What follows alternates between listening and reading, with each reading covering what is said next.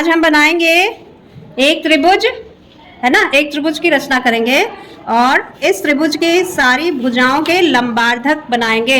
ठीक है, लंबार्धक बनाने के बाद हम देखेंगे कि ये संगामी है कि नहीं, और ये संगामी होते हैं। ठीक है, त्रिभुज की भुजाओं के लंबार्धक संगामी होते हैं और जिस बिंदु पे संगामी होते हैं उसे हम क्या कहते हैं? त्रिभुज का परिकेंद्र। क्या कहते हैं? परिकेंद्र। त्रिभुज का परिकेंद्र। तो हम लोग करने जा रहे हैं थर्ड क्वेश्चन, जिसमें से फर्स्ट पार्ट है ना, एक त्रिभुज जिसकी तीनों भुजाएं दी है उसको हमें पहले बनाना है, उसकी रचना करनी है। उसके बाद हर भुजा का लंबार्धक बनाना है, फिर हमको चेक करना है कि उसका संगामी बिंदु कहाँ पड़ रहा है। ठीक है,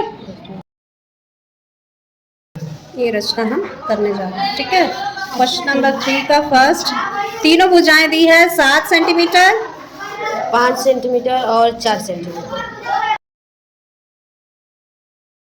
तो इसमें से हम कोई भी भुजा पहले बना सकते हैं। और सबसे पहले भुजा हम कहाँ बनाते हैं? नीचे बनाते हैं, इंच पटरी से नाप के। ठीक है, तो ये हम बना लेते हैं 7 सेंटीमीटर की भुजा, 0 से लेके 7 सेंटीमीटर 7 तक इसको हम खींचेंगे। ठीक है, 0 से लेके 0 से 7 तक हो रहा है ये। अब हम क्या करते हैं, इस पे प्रकार पे हम लोग कितना नापते हैं? दूसरी भुजा का माप लेते हैं। कौन सा है? 5 सेंटीमीटर। तो इसको हम 0 पे सुई रख के और 5 पे इसके पेंसिल की नोक को रखते हैं। ये हो गया। ठीक, इसको हम इस तरफ से बनाते हैं, एक चाप खींच के। ठीक, उसके बाद दूसरी भुजा कितने सेंटीमीटर की है? 4 सेंटीमीटर। अब इसको हम लेते हैं 0 पे हम रखते हैं सुई और 4 पे रखते हैं हम पेंसिल की नोक। तो ये हो गया हमारा 4 सेंटीमीटर। ओके, अब यहाँ से हम 4 सेंटीमीटर का चाप खींचते हैं ऐसे। ठीक है, ये दोनों चाप जहाँ एक दूसरे को काट रहे हैं उसको हम दोनों अंत्य बिंदुओं से मिला देते हैं इंच पटरी से, ऐसे करके। अब इसमें 1 मिलीमीटर भी गलत हुआ तो तुम्हारा संगामी बिंदु नहीं मिलेगा, है ना। इसलिए बहुत ही सावधानी से, सफाई से बनाना है। अब हम इनके लंबार्धक बनाते हैं, हर भुजा का लंबार्धक। ठीक है, कैसे बनाएंगे? पहले हम नीचे की भुजा लेते हैं, इनका नाम रख देते हैं BC और ठीक है, ABC। BC का लंबार्धक बनाने के लिए हमको क्या करना है? इसका आधे से अधिक त्रिज्या। वेरी गुड, आधे से अधिक त्रिज्या ली और एक चाप एक ही खींचेंगे, एक चाप उधर, एक नीचे और एक ऊपर। ठीक है, ये तो इसी पे आ गया, हमने इतनी ही त्रिज्या ली, कोई बात नहीं, है ना। अब B से उसी त्रिज्या से हम पहले दोनों चापों को काटते हुए 2 चाप और खींचेंगे और इनको हम इंच पटरी से मिला लेंगे। ठीक है, तो ये लंबार्धक BC का है। लंबार्धक का अर्थ है BC पे ये 90 अंश का कोण भी बना रहा है और BC को ये 2 बराबर भागों में बांट भी रहा है। ठीक है, तो ये BC का लंबार्धक कहलाएगा। हम इसका नाम रख देते हैं DE, P और D और E। ठीक है, DE, इसको हम कहेंगे DE। अब हम AC का लंबार्धक बनाते हैं। इसके लिए हम क्या करेंगे? AC के आधे से अधिक त्रिज्या लेकर, है ना, एक चाप इधर और एक चाप AC के नीचे, एक चाप AC के ऊपर। अब A पर सुई रख के उतनी ही त्रिज्या से हम पहले दोनों चापों को काट देंगे। ठीक है, और इनको हम मिला देंगे स्केल से। ठीक है,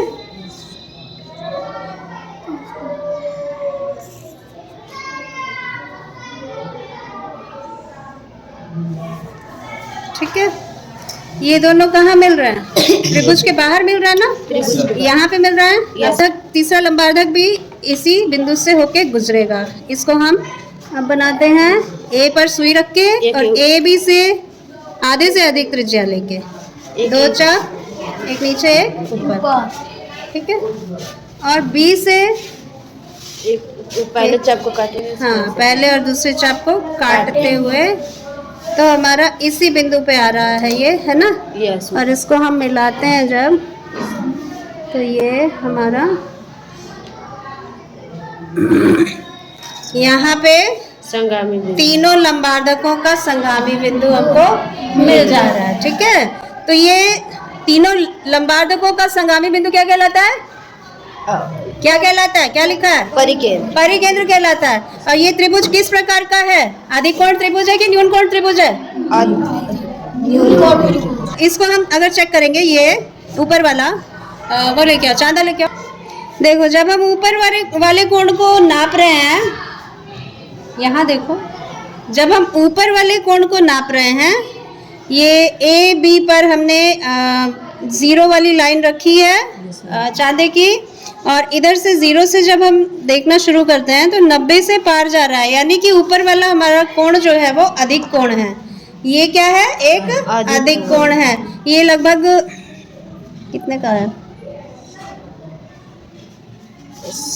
101 का है ना, ये लगभग 101 डिग्री का है। तो ये अधिक कोण है, इसमें एक कोण, इसका मतलब किस प्रकार का त्रिभुज है?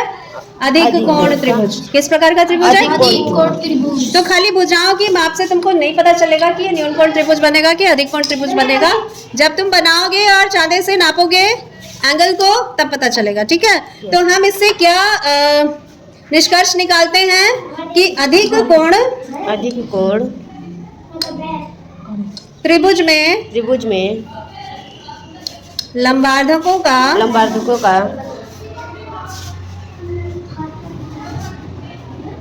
संगामी बिंदु परिकेंद्र, जिसे परिकेंद्र कहते हैं, ठीक है, कहाँ पड़ता है? कोण के बाहर। कहाँ पड़ता है?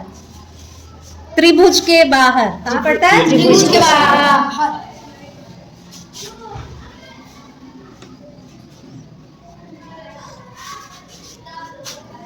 कहाँ पड़ रहा है? यहाँ पे। ठीक है, और इसको हम नाम देते हैं O। और ये जो लंबार्धक है, इनके भी अलग अलग नाम हमको रख देने हैं। ठीक है, DE रख दिया, FG रख देते हैं, HI और HI रख देते हैं। ठीक है, यस मैम। ये तो इधर ही पड़ गया है ना, समझ आ गया? ये अधिक कोण त्रिभुज में प्रत्येक भुजा के लंबार्धक जहाँ मिलते हैं वो संगामी बिंदु परिकेंद्र कहलाता है। वो त्रिभुज के बाहर पड़ता है। कहाँ पड़ता है? त्रिभुज के बाहर पड़ता है।